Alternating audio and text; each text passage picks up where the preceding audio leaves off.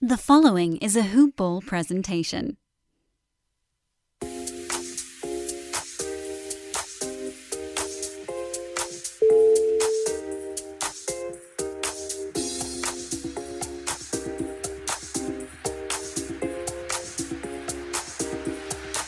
Good evening, folks, along with David Bracey.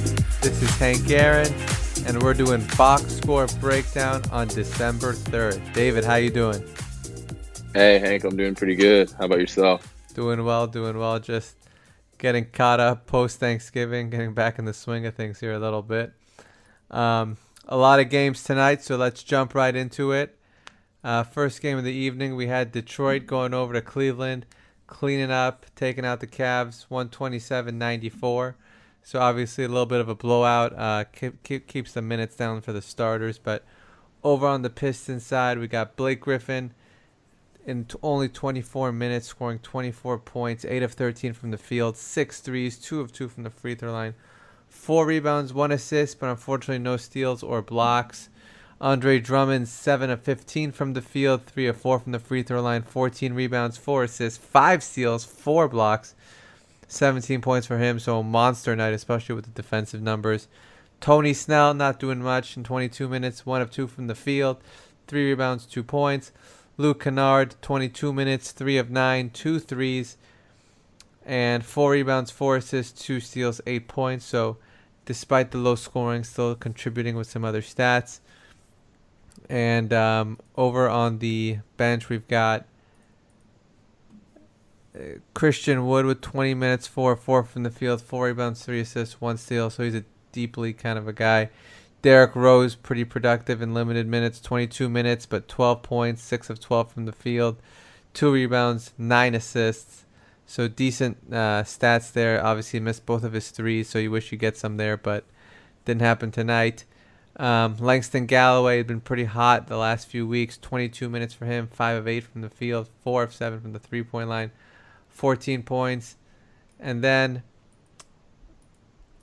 don't know how to really pronounce the name here, but Svitoslav Mikhaliuk, 5 of 11 from the field, 3 threes, 2 of 2 from the free throw line, 15 points, 4 assists, 2 rebounds. So deeply guy, somebody actually I own in the Hoop Ball Dynasty 2 league. So I believe we've got 24 teams in that league. So that's the amount of players it took for me to get him on my team. But keep your eye on him. He is a shooter.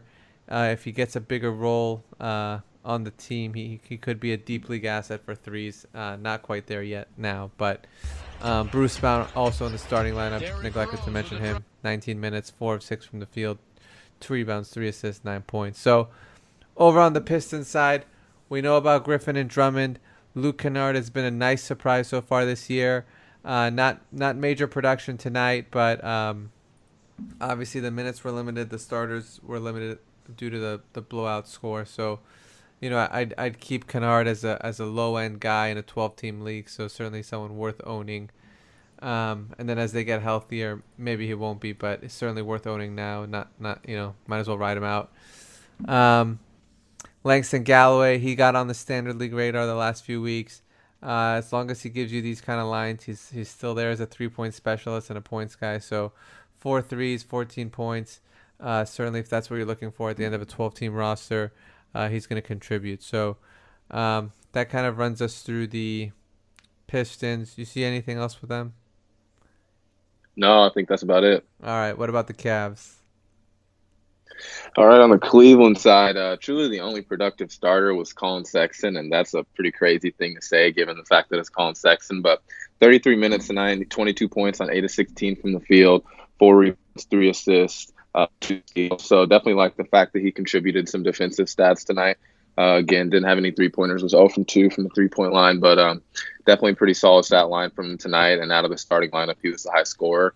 Tristan Thompson, 10 points on 4 of 11 from the field, 14 rebounds, 1 block, no steals. So, again, another strong double-double from Tristan Thompson.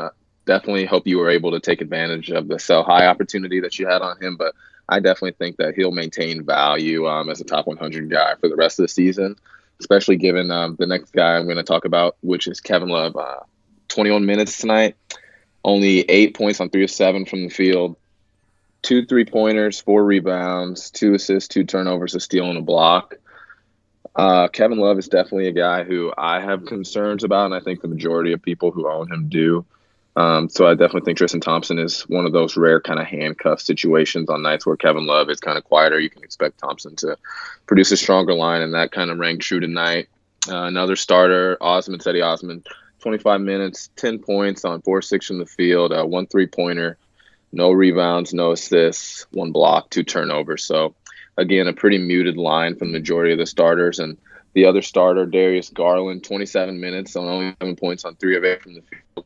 No threes, had 1 rebound, no defensive stats, and a turnover. So overall, the Cleveland starters tonight were pretty underwhelming, and that continues to be the issue from a fantasy perspective for the Cleveland Cavaliers. Off the bench tonight, you had Kevin Porter Jr., who made a little bit of noise, 12 points on 5 of 11 from the field, had 2 3-pointers, 7 rebounds, had an assist, no defensive stats, but perhaps in deeper league is a guy to kind of keep an eye on, especially as the Cavs fall further and further out of playoff contention. Maybe they'll kind of like cut him loose and see what he's got. And then Jordan Clarkson, again, popcorn scorer off the bench, 20 minutes, only 10 points tonight on 4-10 from the field, had 2 threes, had a rebound, 2 assists, 2 turnovers.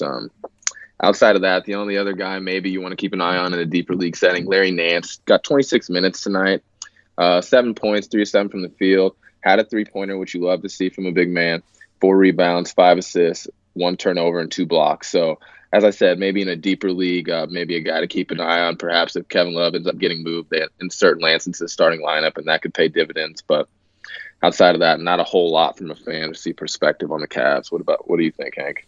I agree. I think, like you said, the big question here is Kevin Love. I think, like you said, people are concerned, and if he stays with the Cavs, everyone's going to be worried that he's going to get shut down. But if he gets traded to a contender, then he kind of becomes a useful asset again, and the shutdown concerns would probably go away some, although he's still got some injury concerns. So Kevin Love is an interesting guy. It's a weird. I don't know if you're really selling high or it's just a risk reward situation, but in particular with what team he's going to end up with. So something to consider, but not much you can do because everyone already knows about all that. All right, let's go to the next game. We got the Magic visiting the Wizards. Magic pulled off the victory, 127-120. Over on the Magic side, we've got Aaron Gordon, 7 of 15 from the field, 18 points, 11 rebounds, 2 assists. So he's back and he's looking good. Jonathan Isaac, 5 of 13 from the field, hit a 3, 6 rebounds, 3 assists, 2 blocks, 2 turnovers, 11 points total. Mr. Birch filling in a center while Vucevic is out. 0 of 1 from the field, 9 rebounds, 5 assists, 2 blocks, 0 points, contributing in some other categories. So you take what you can get there. Markelle Fultz continuing his resurgence, 9 of 17 from the field, 2 of 4 from the free throw line, 6 assists, 2 steals, 4 turnovers, 20 points total. Season high for him, I believe maybe career high as well. Evan Fournier, 11 of 18 from the field, 31 points, 3 assists, 2 rebounds, no steals, no blocks. So looks like, Cam Birch, while Vucevic is out, if you're not concerned about the points, he can be a decent source for rebounds and blocks. Other than that, Gordon, Isaac, Fultz, Fournier all need to be owned and are all pretty productive from a fantasy perspective. Off the bench, DJ Augustine, 29 minutes, 24 points on 7 of 9 shooting, 4 threes, 6 of 7 from the free throw line, 6 rebounds, 1 assist. He's kind of fallen off the standard league radar in a 14 or 16 team league. He's probably worth owning. Tough to own in a 12 team league. Mo Bamba, 2 of 4 from the field, 8 rebounds, 4 points, so not much there. Michael Carter-Williams, 1 of 5 from the field, 3 of 3 from the free throw line, 5 assists, 5 points. Again, not going to be worth owning in a 12 or 14 team league. Not a problem at all. On the Washington side, they were pretty short-handed tonight without Mo Wagner, without Thomas Bryant, obviously without John Wall. So they did what they can and as far as that goes. Bradley Beal tonight, 41 minutes, 42 points on 16 and 30 from the field, had 3 threes, 7 and 10 from the free throw line, 6 rebounds, 4 assists, a steal and 3 turnovers. So a really, really big line from Beal tonight. You would have loved to see a little bit better proficiency from the free throw line, but you definitely love the points. You love the fact he contributed across the board.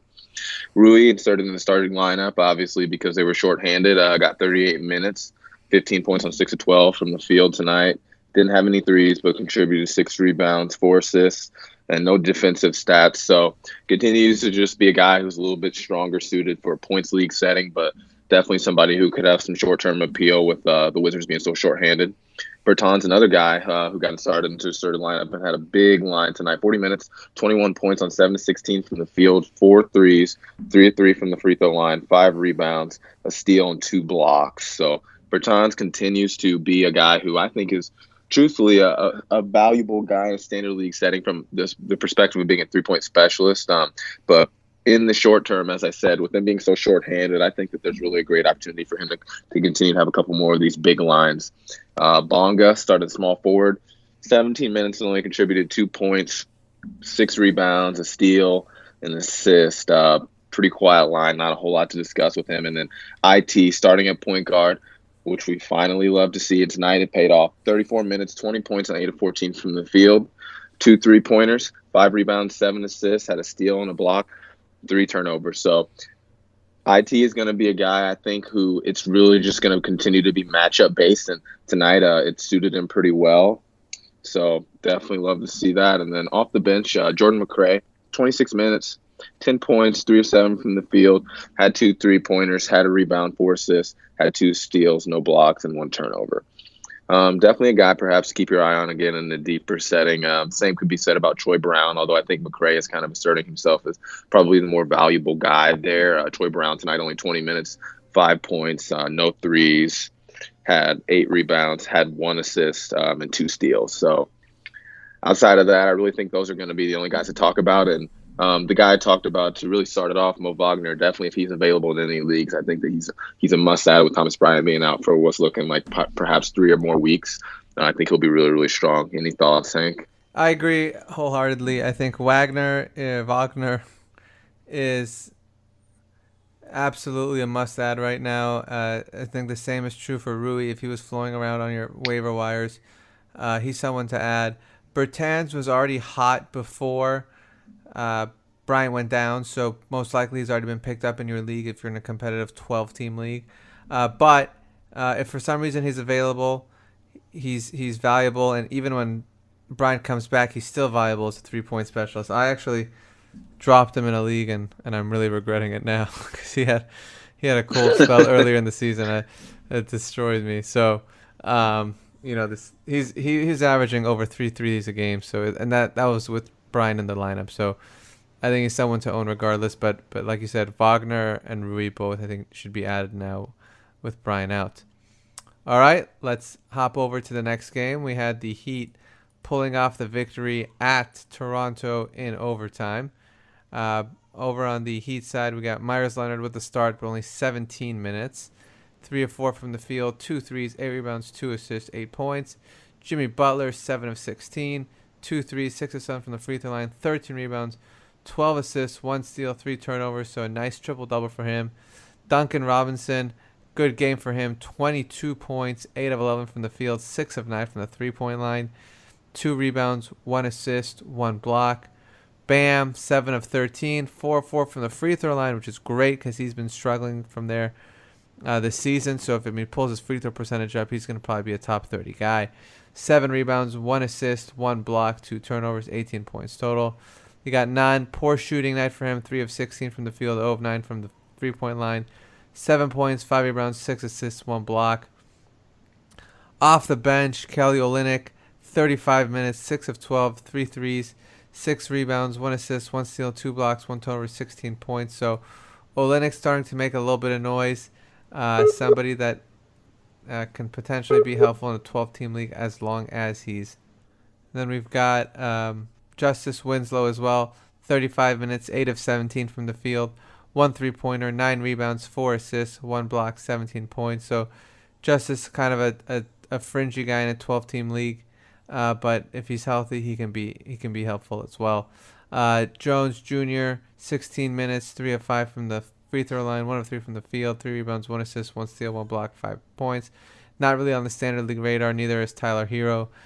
2 of 7 from the field, 1 3, 1 of 1 from the free throw line, 2 rebounds, 1 assist, 1 steal, no blocks and a turnover. If there are injuries, as there have been earlier in the season, we saw Hero make some noise. So if that does occur, he could be helpful, but not somebody that looks like he's going to be productive with the way things are now with the team at full health.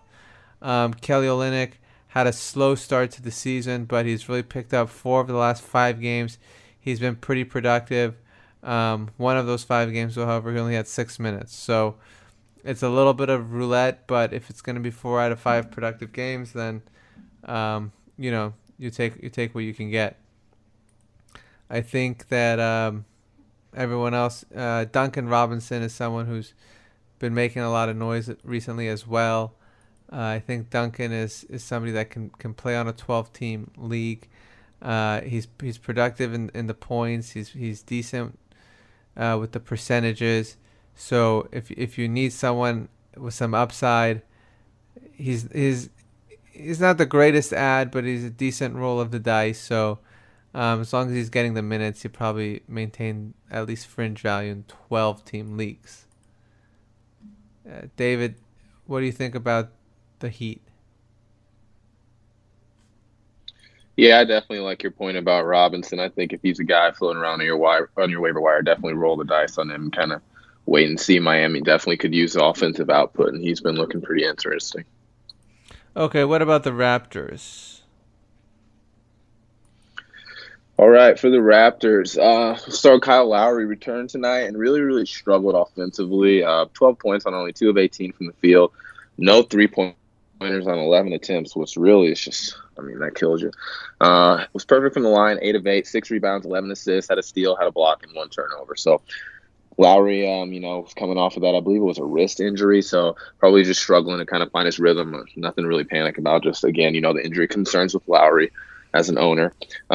Again, Marc Gasol, 33 minutes, but only 14 points. Had 2 threes, only 3 rebounds, 2 assists, and 1 block. So Gasol, I really don't think is a standard league guy at this point. That's truly unfortunate given how productive he used to be.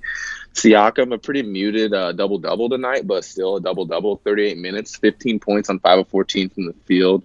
No three-pointers, 5 of 6 on the free throw line, 12 rebounds, and assists and 2 turnovers with no defensive stats. So just a quiet line from Siakam tonight. And then OG Anunoby really kind of losing a lot of the steam that he was carrying in the beginning of the season here. Only 21 minutes, 6 points on 3 of 5 from the field, no three-pointers, 3 rebounds, 2 assists, no steals, and a block.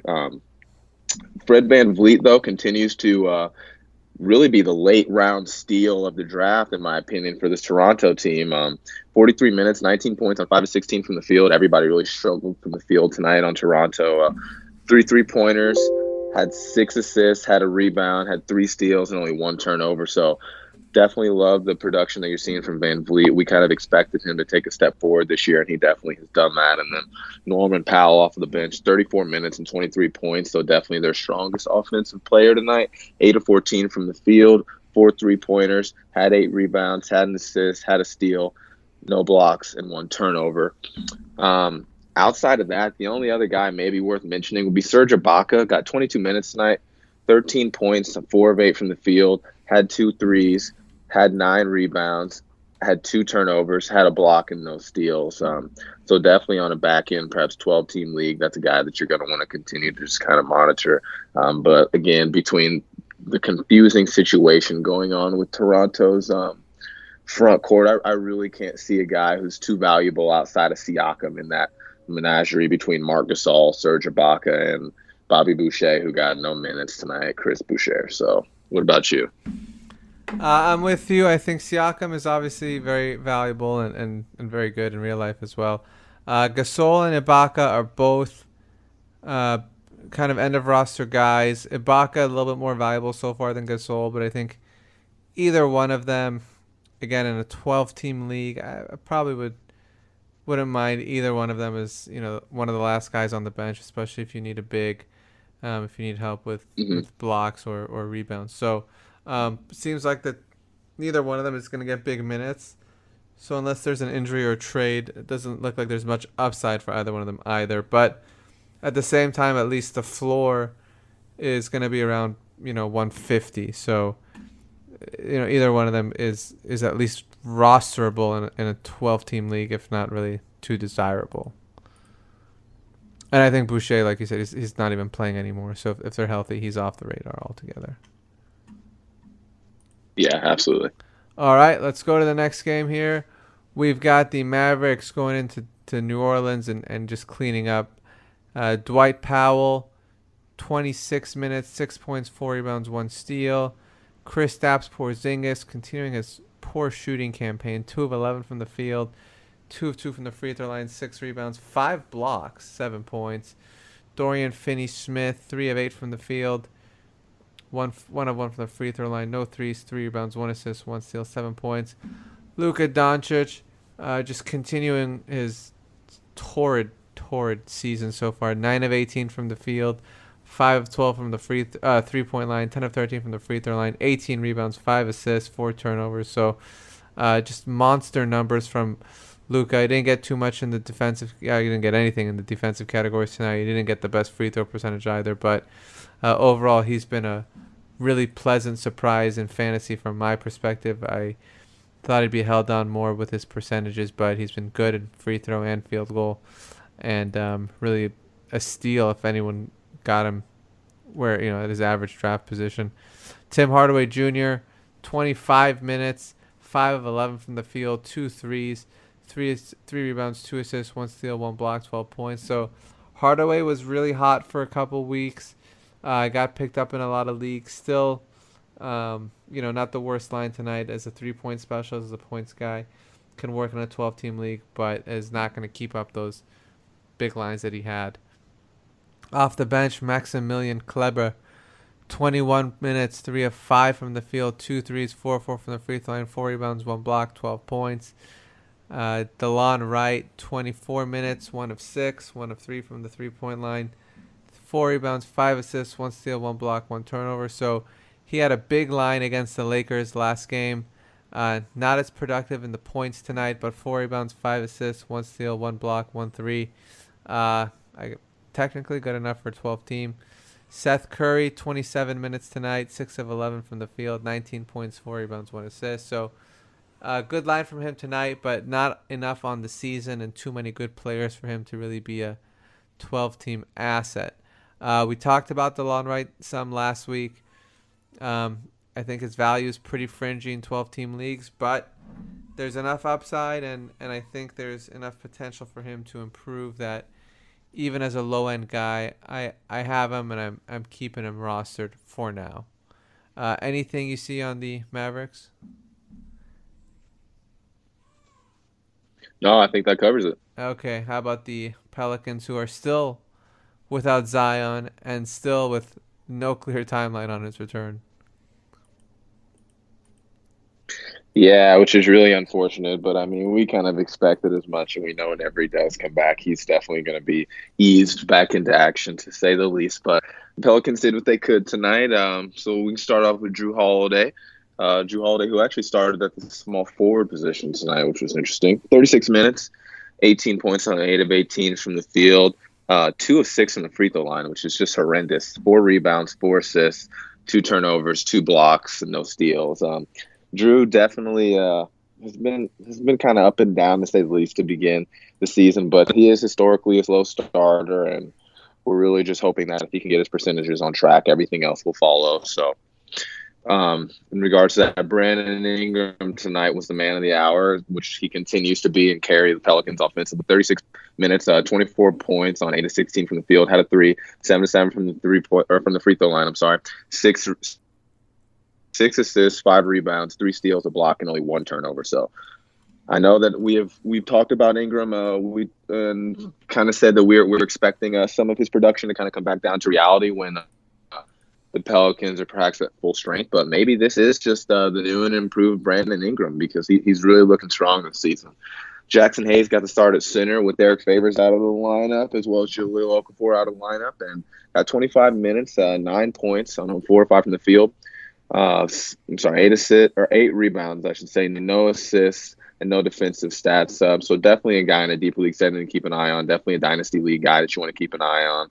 Really good, athletic, big man. JJ Redick, 30 minutes, got 12 points on 5 of 15 from the field. 2 3-pointers, 6 assists, no defensive stats, only 1 turnover. Again, as the Pelicans are kind of, injured and banged up, JJ Redick is definitely going to have a little bit more value right now, but I think he will hold value throughout the regular season as a 3-point specialist in a deeper league. And then Lonzo Ball started the point guard tonight, 30 minutes, only 6 points on 2 of 12 from the field, had 2 3-pointers, had 6 rebounds, had 3 assists, 1 turnover, and no defensive stats. Not a whole lot of production from Lonzo. And then off the bench, you got Josh Hart, 26 minutes, 11 points on 4 of 8 from the field, had 3 3-pointers, 6 rebounds, 1 turnover, no assists, no defensive stats. So kind of came back down to earth after a couple double-doubles. Nicolo Melli, 21 minutes, up only 7 points on 3 of 7 from the field, had only 1 3-pointer, 8 rebounds, 2 assists, 2 turnovers, a steal and a block. Again, perhaps a more of a deeper league guy, and with the front court for the Pelicans being so banged up, he's going to have some value. Outside of those guys, really not seeing a whole lot from the Pelicans. What about you, Hank? I'm with you. I think they are banged up, and it looks like, like you said, Brandon Ingram has been doing well. It's not really slowing down much, and it's not clear when Zion's going to come back, and even when everyone comes back, it seems like he's going to keep his production going. So I think if you got him, you probably got him at a really nice discount. I think you're going to be really happy with him throughout the year. I think you covered the rest of it. I think we can go on to the next game. But before we do, we'd like to remind you that this podcast, like all of our other shows, is brought to you by Hawaiian Isles Kona Coffee. Check out their website at hawaiianisles.com. or on Amazon by searching for Hawaiian Isles Kona Coffee, or on Twitter at Hi Kona Coffee, HIKONACOFFEE. I drink Hi Kona during each of our podcasts, and I do not go to sleep afterwards. So let's move on to the next game. We've got the Rockets at the San Antonio Spurs. This was a double overtime thriller. Starting off with the Rockets here, I'm looking at PJ Tucker, who's been doing great for me this year. I'm looking at his minutes, 52. I can't remember the last time I saw somebody with a 5 in the front of his minutes. So 52 minutes for him, 4 of 8 from the field, 2 threes, 9 rebounds, 2 assists, 3 steals, 2 blocks, 10 points, only 1 turnover.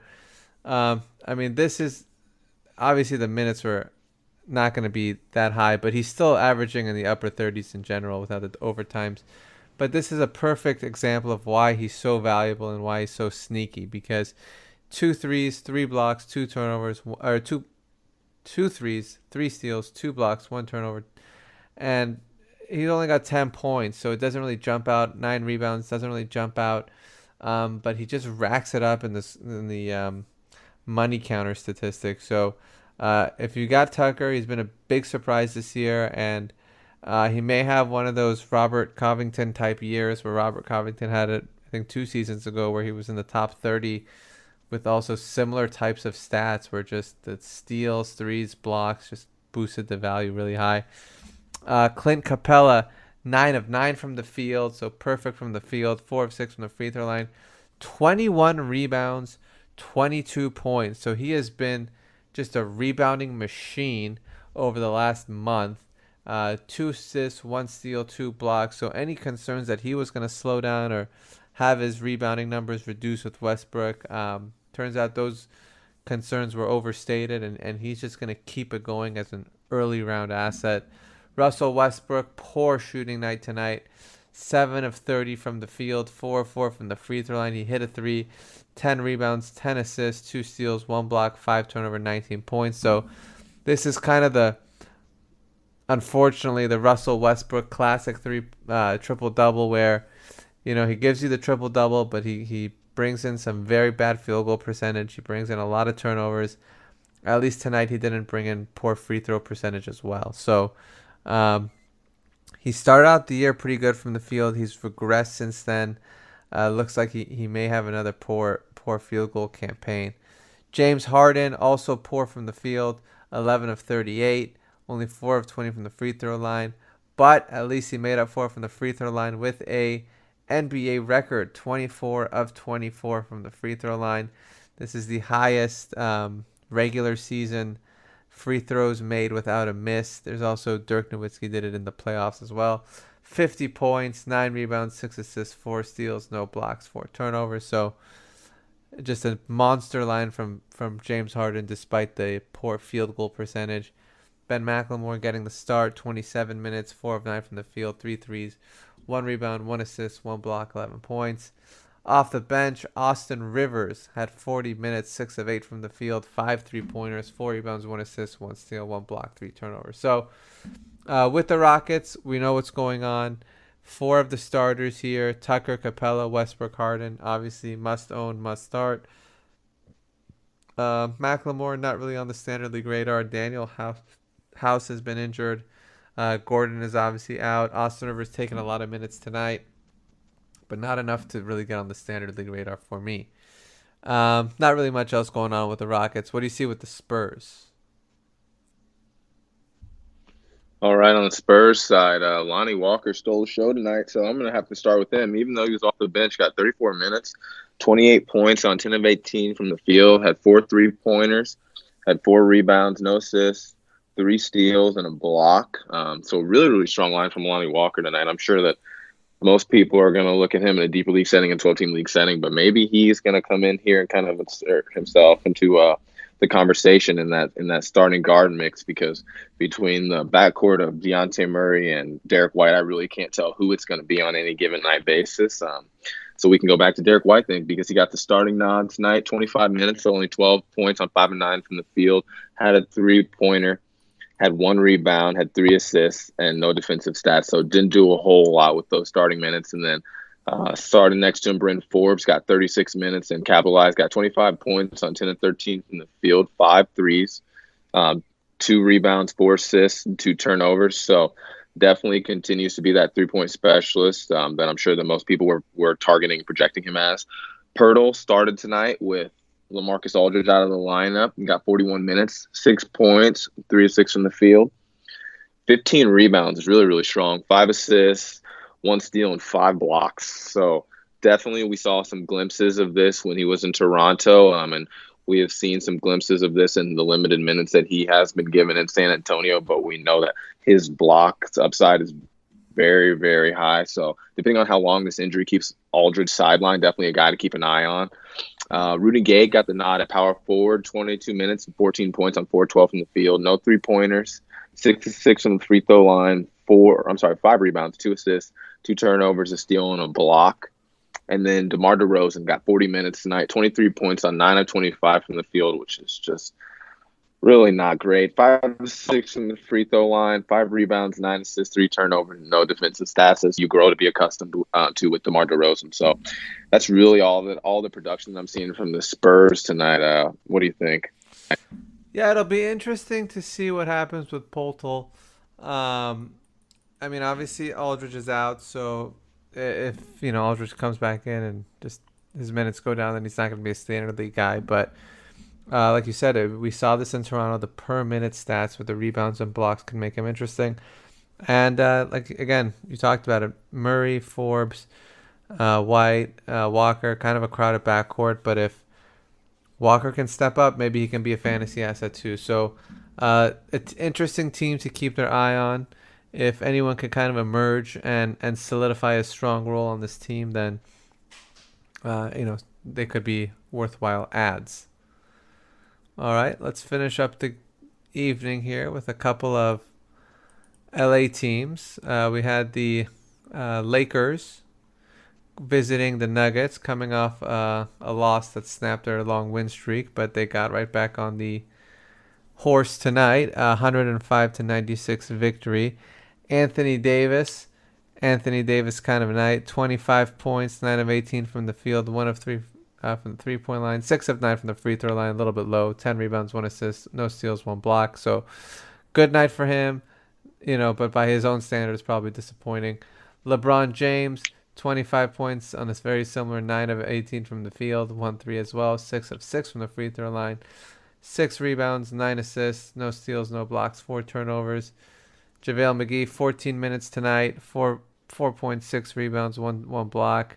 Danny Green had a nice 31 minutes, but didn't do much with it. Only 2 of 12 from the field, 1 of 7 from the free throw line, 5.7 rebounds, 3 assists, 3 steals to salvage the line a little bit. And then Kentavious Caldwell-Pope, 32 minutes, 4 points, 3 steals, 3 assists, 3 rebounds. So not a great night for him. Off the bench, you had Dwight Howard, 5 of 8 from the field, 3 of 8 from the free throw line, 13.6 rebounds, 2 blocks.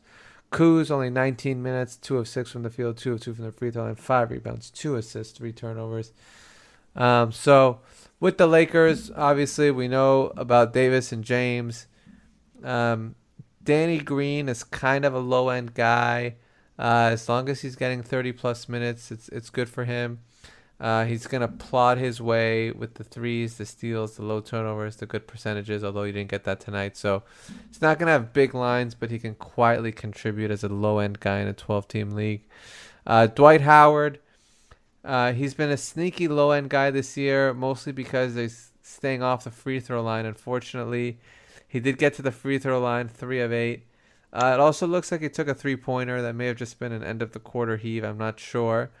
But he may be also trying to expand his game. So we'll have to look into that a little bit more. Anything, Rajon Rondo, 4 of 6 from the field, 2 threes, 6 rebounds, 6 assists, 11 points. He could be used in a 12-team league if you need assists. Otherwise, not going to be much of value. Anything you see else with the Lakers here? No, my only other comment would be, did you see that putback dunk from Caruso tonight? Oh, my God. I didn't see it tonight, but I've seen him do it in the past. He is a vicious dunker. They're not going to call him. They're not going to call him. Yes, he is. They're not going to call him Bald Mamba for no reason. You don't get a nickname like that unless you earn it. That's true. You gotta earn that name, right? Yeah. Yeah. All right. What do you see with the Nuggets? All right, on the Denver side, tonight they were just rolling hard with the starters because nobody else even cracked 20 minutes. So we'll start up top. Jamal Murray, leading scorer tonight, 22 points in 35 minutes, 8 of 17 from the field. No three-pointers, which is pretty surprising for Murray. Perfect from the free throw line, 6 of 6, 5 rebounds, 5 assists, 2 steals, and a turnover and a block. So definitely surprised that there were no three-pointers made by Murray tonight. Only 3 attempts, but you definitely know all his strengths. Kept the turnovers low, contributes across the board, and a really, really strong guard. Gary Harris, 32 minutes, and continued to not really do a whole lot with them. 9 points, only 4-9 from the field. Had a three-pointer, had 1 rebound, had 1 steal, no blocks, no assists. Again, Gary Harris is one of those guys who a couple seasons ago was really, really valuable, and I think because of the injuries and now it's becoming a much more talented Nuggets team, he's really kind of become an odd man out. And then in relation to that, a guy who's not helping Gary Harris's cause is Will Barton. Will Barton got 37 minutes tonight, 5 points, only 2 of 11 from the field, had a three-pointer, 6 rebounds, 4 assists, no turnovers, a steal, no blocks. So Barton is definitely a guy who in a points league setting is going to be much stronger. I think that in the standard league setting, he can have some value, but really the issue with Barton is the fact that he will cannibalize the offensive value of a lot of other really strong players. And I think that is really what's contributing to the decline offensively of Nikola Jokic, who we can go ahead and go right over to at 34 minutes, but only 13 points on 4 of 12 from the field. Really, really struggled tonight. Maybe we'll attribute that to the combination of Anthony Davis and LeBron James pestering him all night, but he has definitely been struggling offensively. 5 of 6 from the free throw line is strong. 5 rebounds, 8 assists, 5 turnovers, 3 steals, and no blocks. So his block totals this season have really, really disappeared. His offensive numbers are down. Still getting strong assist numbers from the center position, which you love to see. But other than that, definitely a lot of alarms going off right now for owners of Nikola Jokic and then Paul Millsap. Tonight, Renaissance man, 29 minutes, 21 points, 8 of 14 from the field, had 2 3-pointers, had 8 rebounds, 2 assists, had a steal and a block with 3 turnovers. So really with this Nuggets team, it's going to be really, really difficult to know who is going to shine at that power forward slot, small forward slot. Some nights it's going to be Millsap. Some nights it's going to be Barton. Other nights you'll even have Jeremy Grant coming in and making noise. But tonight, only 18 minutes and 5 points on 2 of 4 from the field with 2 rebounds, 2 assists, and 1 block, no steal. So truthfully, you know who the guys to own are on this team, and you know in what settings it is. With Nikola Jokic, really you're going to just have to continue to, I guess, hold down the fort and hope that you can weather this storm of him really struggling on the offensive end. Because at this point, I think really to sell on him, you're really going to be cutting yourself out. So, what are your thoughts? I agree, and I'm even, like I said, I think I mentioned last week, I'm a little bit more aggressive than you. I would suggest floating some offers out there, see if you could buy low on him. I think he's a good bet to get it together down the line, and he's started slow so many times before. So I definitely wouldn't recommend selling low, and I would recommend, in fact, trying to buy low if you can. I mean, you covered Gary Harris, but it's very interesting that he's getting a lot of minutes, but just the production still is not there. So, um, I mean, he's probably available on your waiver wire. If you want an upside flyer, he's not a bad option because you're not going to be giving anything up, and if he continues to be a poor producer, you can always cut him. So, in terms of upside flyer, I kind of like Gary Harris. The only concern I have with the Nuggets is that if you're in a kind of Yahoo standard schedule, they have a bad playoff schedule. So that's one thing that I don't like about the Nuggets this year is their playoff schedule. But if you're in a, if you've got a different playoff schedule than what's typical, it could be okay. But I think Harris, he's not producing much. He's really at the end of a 12 team value, but he is a kind of interesting upside flyer if he could somehow get it together because he is getting the minutes. Yeah, they're force feeding them the minutes, and that's why I think one of the most frustrating parts about his lack of production in them. Yeah, it's weird. All right, before we get to the last game of the evening, we'd like to remind everyone about the Brews Letter. This is a special newsletter produced by our founder, Aaron Brewski. It's exclusive. You will not find it anywhere else. It's not on the website. It's not on any podcast. It's only on the newsletter. So please sign up. hoop-ball.com/newsletter and sign up. It comes in a few, it takes only a few seconds to sign up. And the newsletter has got fantasy advice. It's got real life NBA analysis. It's got some other quirks and insight from Aaron. And just it's an interesting read, and it's something that we recommend everyone check out. Sign up. It's once a week. It's a fun thing to do, and it only takes 10-15 minutes to go through it. Now, last game of the night, we had the Blazers visiting the Clippers. Over on the Blazers side, it was a 20-point victory for the Clippers. The game was somewhat close until the third quarter, and then Clippers kind of built up a little cushion and never let up. Carmelo Anthony, 2 of 9 from the field, 5 of 5 from the free throw line, 6 rebounds, 1 steal, 1 assist, 9 points. Hassan Whiteside coming off of that massive 10-block game, 18 points, 13 rebounds, 1 block, 8 of 12 from the field, though. That's pretty good if you own him. Dame Lillard, only 5 of 15 from the field, 2 threes, 16 points, 7 assists, 1 steal, no blocks. CJ McCollum, 9 of 17 from the field, 20 points, 3 assists, 1 block. Rodney Hood was not good in the hood tonight.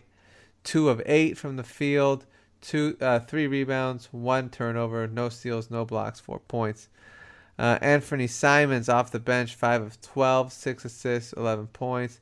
Kent Bazemore, 19 minutes, 3 of 6, 9 points, 4 rebounds, 2 steals, 3 blocks. So a little bit of defensive stats from him, but still hard to own him in a standard league. Scala Biasieri, 4 of 6 from the field, 9 rebounds, 1 assist, 1 block, 8 points. So not much standard league value for him either. Nasir Little, somebody that was a little bit of a, making some noise, at least for 14 or 16 team consideration. 0 of 3 tonight, 0 points, 3 rebounds, 1 steal, no blocks, 1 turnover. So not necessarily a massively hyped guy in the last month, but was getting a little bit of buzz. But that's gonna, kill any buzz with him. So, any other thoughts with the Blazers? No, truth, I think that you covered it. All right, and keep in mind the Clippers are probably the best defensive team in the league, so you're not going to usually get big fantasy numbers from their opponents. All right, what do you got with the Clips? Yeah, absolutely. That's a great point. For the Clippers tonight, Kawhi Leonard played, so that's a good time. 28 minutes, Not for me 11 points because on I'm 3 playing 15 from the against them, field. so No, I hear you on that. I want some load management this week. Had Come two, on. yeah, we'll see. You know it's coming. It's coming. They've got a back-to-back on um, Sunday and Monday, I so had two, hopefully it gets the Sunday game. Sorry, go ahead. no, you're absolutely right. You're absolutely right. I had 2 3-pointers, 3 or 4 from the free throw line, nine rebounds, 5 assists, 2 steals, and only 1 turnover. So, like I said, when he plays, Kawhi's strong. I struggled from the field tonight, but he's a strong fantasy player. It's really just about him getting the minutes and playing. So, continue to monitor that situation. Mo Harkless started at power forward tonight, and truthfully, did absolutely nothing with the minutes. 22 minutes, 0 points on only 2 attempts from the field. Had 1 rebound, had 1 assist, and no defensive stats. So not a whole lot to discuss right there. Zubac started at the center position, 14 minutes, 4 points, only 1 of 4 from the field, had 3 rebounds and 2 blocks. Again, not a whole lot to discuss. Paul George, 28 minutes, 25 points on 9 of 14 from the field, had 6 3-pointers, which is excellent. 1 of 2 from the free throw line, 4 rebounds, 3 assists. Surprisingly, no steals and no blocks from PG tonight and 2 turnovers. So, George, we know how strong of a fantasy player Paul George is. There were some concerns early this season with the shoulder injury and the fact that he was going to not be starting the season off with the Clippers. But I think all those concerns are long in the rear view, and he's looking like he's going to have a really strong season this year. And then Patrick Beverley started in point guard, 28 minutes, 11 points on 4 of 5 from the field, had 2 3-pointers, 4 rebounds, 3 assists, 2 steals, no blocks, and a turnover. So Pat Bev, we know what he does. He's going to be kind of a pest who's going to contribute in various arrays of ways across the board, not in high volume, but in enough to be serviceable in most settings. And then off the bench, Lou Will, 25 minutes, only 9 points tonight on 4 14 from the field, had no 3-pointers, 4 rebounds, 7 assists, 3 turnovers, and a steal. So quiet line from Lou. And then my guy, Montrez, 29 minutes, 26 points on 11 of 13 from the field. So strong. Love it. 4 and 12 from the free throw line. Not the strongest. Hate to see that. 9 rebounds, an assist, a steal, no blocks, and no turnovers. So, like I said, I personally love the guy. I love the offensive outbursts that he's going to continue to have off the bench in the starting lineup, really wherever they put him throughout the season, with Kawhi and PG playing with them out of the lineup. I truthfully don't think that it's going to matter, and I think he's really going to be one of the more valuable late round to mid round guys that you were able to draft this season, really with the biggest boon on his value being his free throw percentage. And the only other guy maybe worth discussing tonight, Patrick Patterson, got 25 minutes, 19 points on 6 of 10 from the field, 5 3-pointers, 8 rebounds, 2 assists, no turnovers, a steal, no blocks. So tonight it was Patrick Patterson at the power forward who was the more productive player. Some nights I guess it's going to be Mo Harkless. Again, that's just going to kind of be a situation that you're just going to have to watch and monitor. And I think, truthfully, the only reason that Patrick Patterson was kind of the hot hand tonight is because Jermichael Green was out of the lineup. Perhaps once he comes back into the lineup, again, it kind of becomes a crowded area that you might just want to avoid altogether. Yeah, I think you covered. I think with the Clippers, we know who's valuable there, and they've got quite a few valuable guys, so it covers it pretty well. Really, not much else to add with them. So, with that, we are wrapped up on tonight. David, what else you got going on this week? Tune in on Thursday. I'll be back for another box score breakdown, and other than that, just hit me up with all your fantasy questions on Twitter. What's your Twitter handle? Oh, yeah, that'd probably help, right? My Twitter handle is DFB_3. Get at me. All right, I'm Hank Aaron 26. So you can DM me. You can see send me whatever you got. We're happy to answer anything. Drops, ads, trades, Whatever you got for us, hit us up, and we're happy to help, and we're happy to answer. All right, with that, we are wrapped up for this week. I will see you next week, David. And thank you all for joining us this week. Send us your questions on Twitter, and we'll be back next week. Have a good night, everyone.